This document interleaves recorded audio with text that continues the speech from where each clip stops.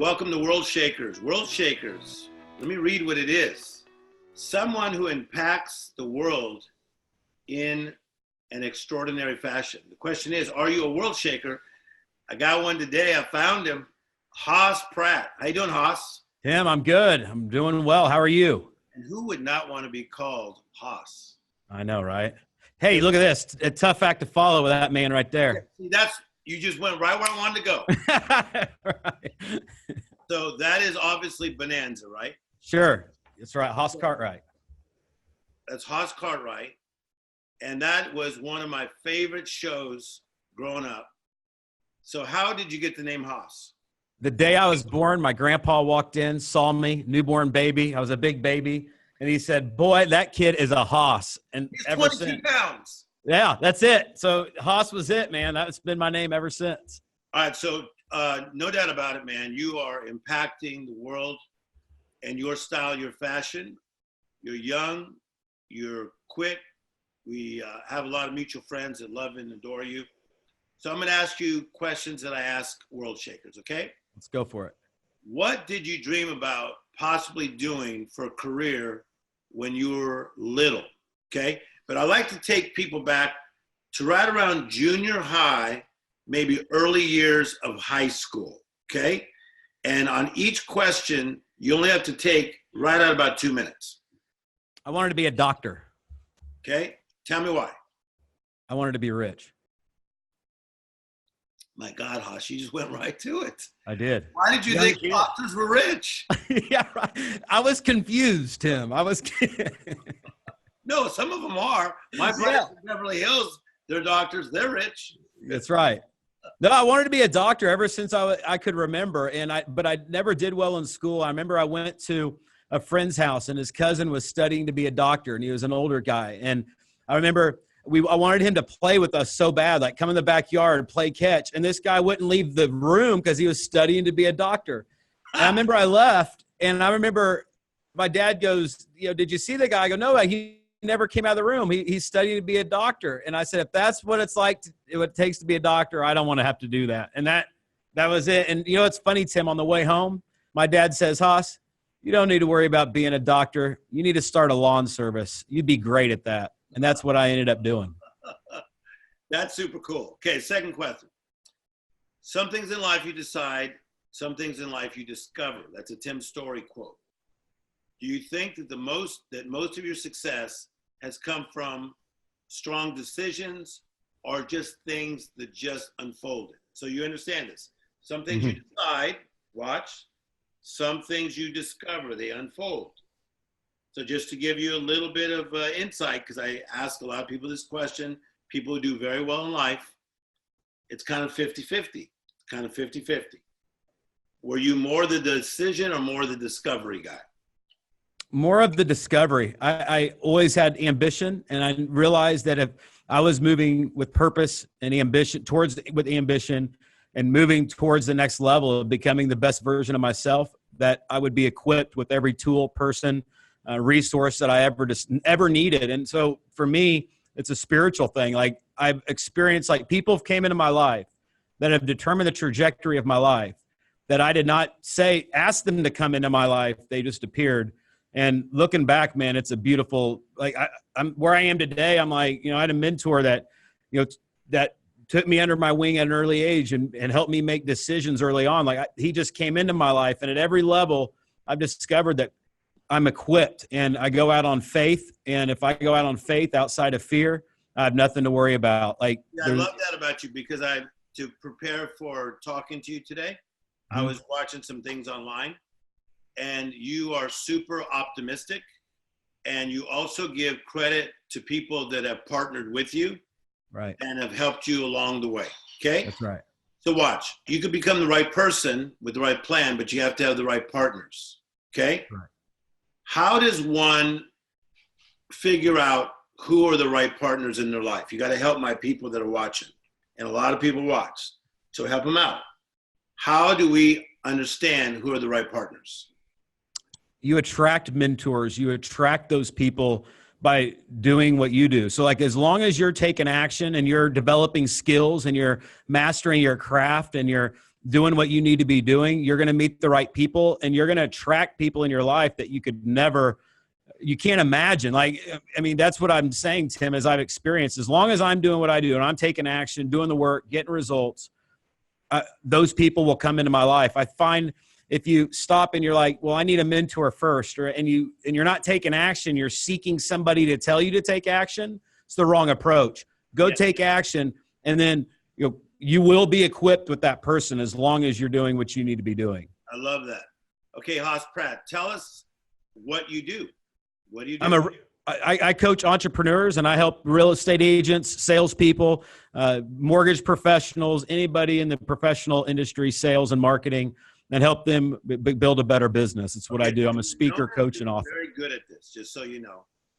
So the question to you then is, how did you become a coach to people? Because nowadays, so many people just become coaches, mentors, life coaches, but we know the same people, many of the same people, and you're known as being super good at this.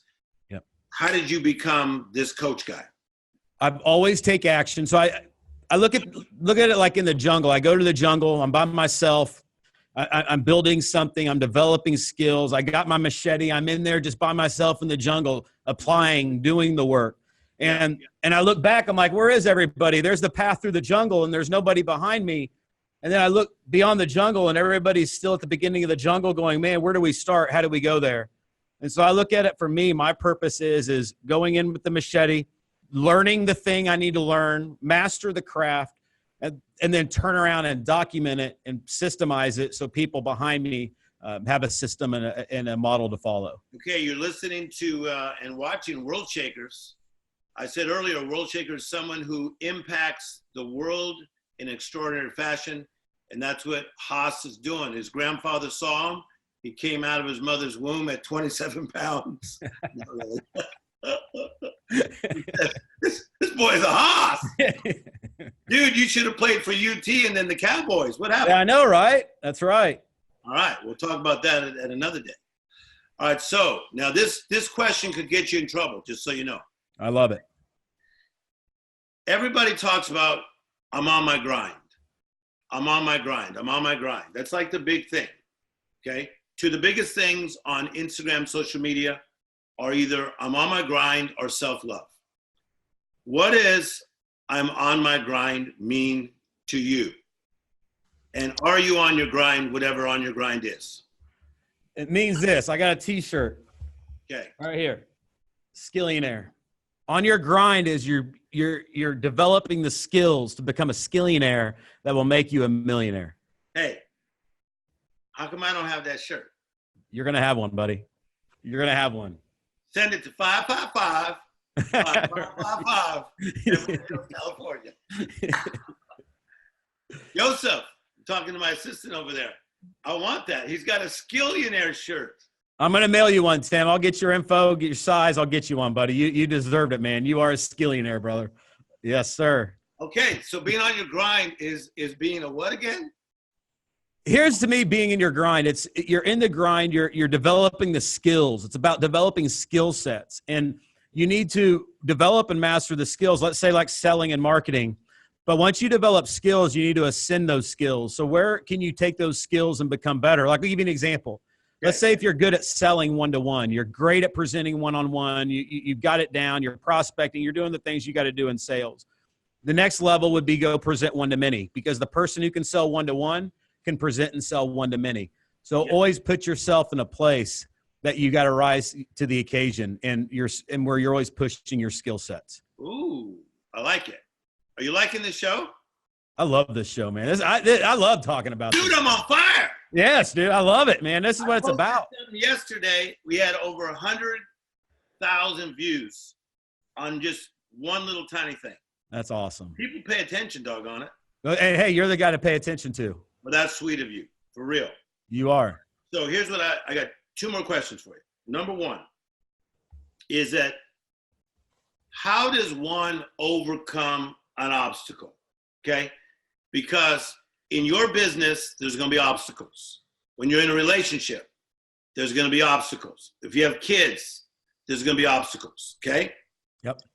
Give us your way. I think it's going to go down the spiritual little tip that you're going to take me down. But what's a way to overcome an obstacle, no matter what the obstacle is? First obstacle, you're right. It does go spiritual because for me, I give it to God. I pray. I'm like, look, I'm giving this to you.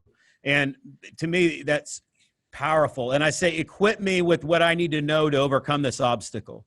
Bring it to me. Make it abundantly obvious what I need to do. What do you want me to do? And I ask those questions, and oftentimes it comes to me, Tim. A model comes to me, the answer. So number one, you give it to God. That's right. Number two, you say, equip me. Equip me. Ask. You know how powerful that is? Very powerful. Because you're not saying, I've got to figure it out. You're saying, I need supernatural help on this situation. Yeah, don't take your ego to God, right? Ask. Get on your knees. Say, help me. You're on fire. Okay. It's the last question. Let's hear it. What is one of your favorite achievements as an adult? But take your time. Take a deep breath. And you don't have to talk about like a relationship or having a child or something like that. This is about Haas. Like something happened to Haas and you just went like, boom, I'm Haas. Man, that's a good question.